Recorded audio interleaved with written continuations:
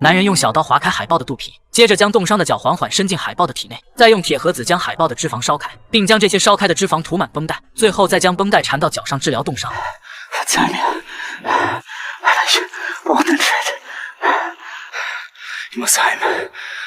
随后，他再次踏上了回家的路途，并在不远处发现了一处森林。当晚，他升起火堆，却突然被一阵奇怪的叫声惊醒。抬头发现竟有2名盗猎者在他的身边。男人被吓得急忙用枪指着他们。Weg mit dem Gewehr! Ist ja gut, ist ja gut. Wir wollen gar nichts von dir. 听完他们的自我阐述，男人这才放下心来。2人还好心的邀请男人去他们那里过夜。胖子还告诉他明天将会有暴风雪，可是男人压根不敢相信他们。没想到第2天暴风雪真的来了，而男人只能硬着头皮继续前进。可是突然旁边的一棵大树被暴风吹倒，刚好压在了男人的身上。就在这时，昨晚那名胖子却再次出现，并顺利将男人救了下来。3人就这样临时组队，一同踏上了旅途。而男人究竟是怎样踏上这艰难险阻的旅途的呢？原来男人名叫老王，是一名被苏军俘虏的德国战俘，与其他战俘一同被列车送到了西伯利亚，但此时距离目标地点还有很长的一段距离，需要他们步行走过去。一路上不断有人被冻死，也有人被饿死，甚至还有人掉进冰窟。好不容易来到了目的地，老王却惊奇地发现，这里既没有围栏，也没有哨兵，自己轻轻松松就能越狱逃出去。而旁边的同伴却告诉他，既没有食物，也没有衣服，就算能逃出去，在这零下几10度的天气又能撑几天呢？而后他们被关进矿洞，开始了没日没夜的苦力生活。在这样的环境中苦苦支撑了2年之久，所有人的眼里早已没了活下去的希望，但老王却依旧想着如何才能逃出去。终于在这天晚上，他被叫到外面检查发动机，发现外面没人看守，于是一个大胆的想法在心中萌生。他悄悄地爬到传送带上，直接被送到了运煤列车的旁边，再踢掉列车滑轮下面的木头，然后直接翻进列车厢内。本以为终于能够逃出去了，但没想到又一块木头将列车截停了下来。老王悄悄地伸出头去查看。Выходи! Не двигаться!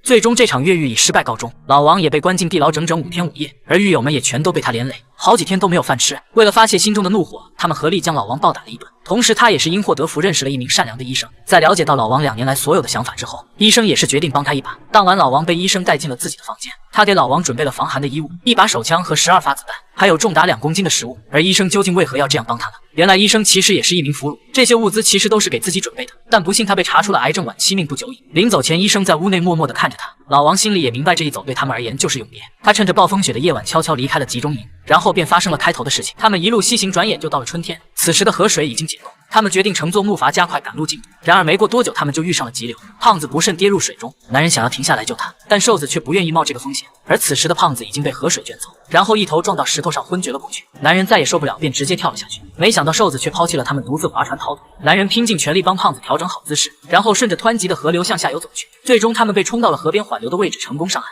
等2人回到营地找到瘦子，却发现此时的他竟没有丝毫悔意。胖子表面装作毫不在乎，但背地里却悄悄地拿起了武器。他先是一把将另一名朋友打晕，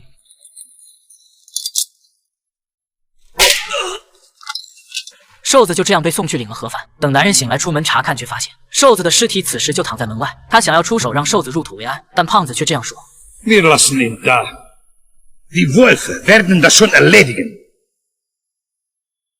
Der Kerl wollte mir mein Gold stehlen. Weißt du was, Petja? Nimm die Sachen und lass uns gehen. Wir schaffen es bestimmt auch ohne ihn. Gehen wir. Komm schon. 于是2人再次踏上了回家的路途。一转眼时间便又一次来到了冬天。刚走到半山腰，胖子就因为体力原因走不动了。此时男人主动提出要帮他背行李，但胖子却以为男人是想要偷他包里的金子，于是他猛地回头，直接将男人打下了山坡。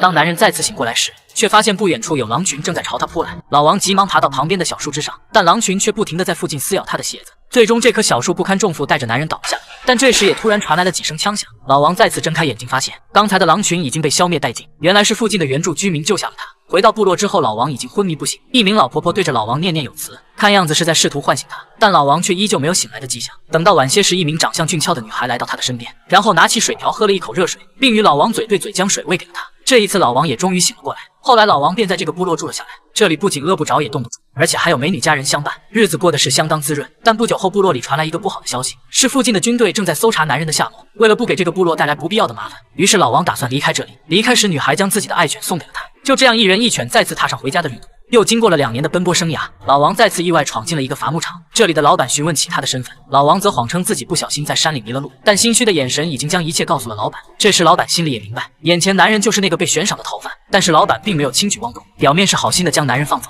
但实际上却偷偷的跑去报给了附近的军队。老王坐上老板给他安排的火车，心里美滋滋，以为就要能够回到家乡，但到了晚上却发现不远处的车站却站着一批苏军士兵。老王提前下车，准备带着狗子逃跑，但那名负责关押他的军官却出现在面前。狗子二话不说便直接扑了上去，这明显是在给老王创造逃跑的机会。随后老王顾不上那么多，便独自跑了出去。但随着一声枪响，狗子也随着领了盒饭，士兵们在后面穷追不舍。老王爬上一座桥梁，然后跳到下面路过的火车，成功逃了出去。后来他又经过了几年的漫长奔波，此时的老王已经变得衣衫褴褛，像个乞丐一样。他混进集市想要弄口吃的，却很幸运的碰到了一名犹太商人。他将老王带到了自己的家中，并让他好好收拾收拾自己。当晚犹太商人回来时，他还给老王带了一本讲东西。老王傻傻的愣在了原地，对方明知道自己是德国士兵，为什么还会愿意帮助自己？犹太商人却告诉他，任何一个落魄至极的人都值得帮助，哪怕这个人是曾经屠戮过自己同胞的敌人。不久之后，老王利用通行证成功通过了边防的哨卡，他强忍着心中那万分的激动，一点一点的向家的方向走去。可是突然一束强光照到了他的脸上，迎面走来一名穿着军靴的男人，定睛查看，发现原来正是当初那名军官。老王开始四处观察，试图是在寻找逃跑的路，但在这么一个大桥之上，他又该向何处逃跑呢？没想到此时那名军官竟然站到一侧，让出了一条路。老王不敢置信的从他面前经过，两人擦身而过时，军官轻轻的说了一句，军官清楚的明白，在老王逃亡的这8年时间里，他整整走了14000多公里，穿越了多处极寒地区以及荒凉的森林，经历了一次又一次的死里逃生。他无法抑制自己打心里对老王的敬佩，因此他选择放他一条生路。两人谁都没再多言，只留下了他们渐行渐远的身影。